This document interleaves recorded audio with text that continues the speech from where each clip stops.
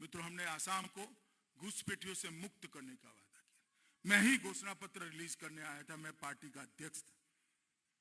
आज कोई भी सर्वे करा लीजिए, दुनिया में कहीं से भी सर्वे करा लीजिए, घुसपैठ करने से पहले 5 बार सोच रहे हैं, 5 बार सोच।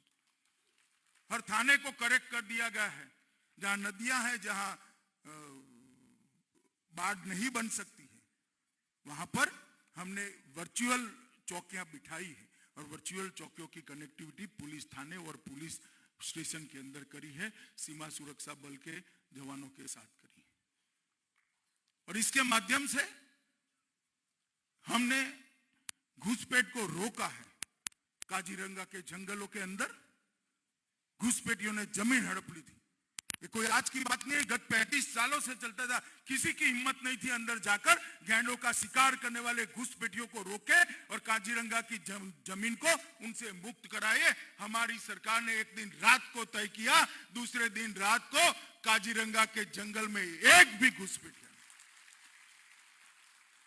और इसके कारण आज लगभग गैंडों का शिकार नहीवत हो गए। आसाम का गौरव है, पर्यटन का आकर्षण केंद्र है गैंडा, और वो गैंडे को सुरक्षित करना, संरक्षित करना, ये हमारी जिम्मेदारी है।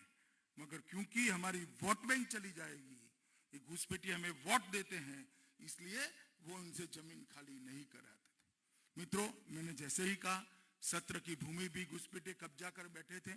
मैं अभी जिस जमीन कब्जा कर बैठे थे और आसाम सरकार ने जो जमीन को खाली कराया, उसी जमीन पर, इसी भूमि पर मेरा हेलीकॉप्टर उतारकर श्रीमंत शंकर देव को श्रद्धांजलि नामघर के अंदर देकर आया।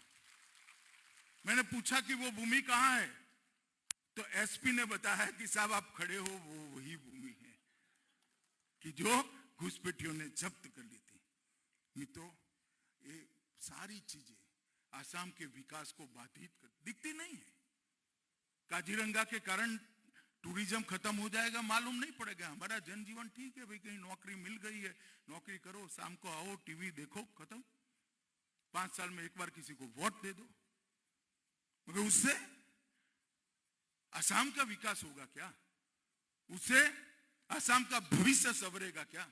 मैं मानता हूं नहीं संवरेगा। मित्रों, जागरूकता से प्रचार करना चाहिए, जागरूकता से वोट करना चाहिए। 5 साल में एक मौका देते हैं।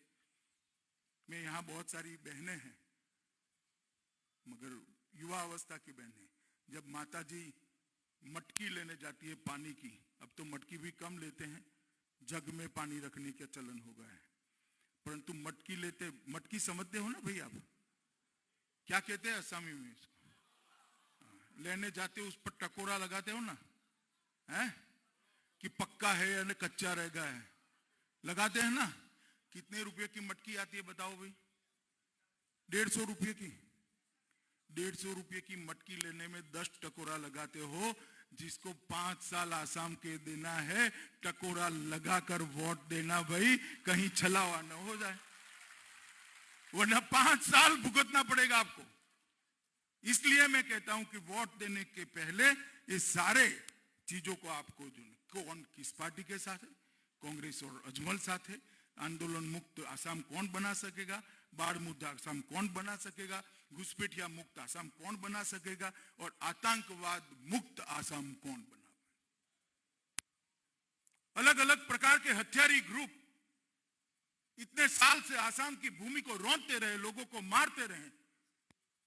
खून चाहे सिक्योरिटी के जवान का बहा, चाहे आसाम की जनता का बहा, चाहे उग्रवादी का बहा, खून तो भारत के लोगों का ही बहा था। मगर चिंता नहीं की उन्होंने, कभी चिंता नहीं की। एक 5 साल के अंदर अलग अलग 10 ग्रुपों के 2000 युवा हथियार छोड़ चुके हैं और मुख्य धारा में वापिस आ गए। 5 साल के अंदर एक भी बड़ी उग्रवादी घटना आसाम के अंदर उग्रवादी नहीं कर पाए हैं। मैं मानता हूं एक भारतीय जनता पार्टी की बहुत बड़ी सिद्धि है।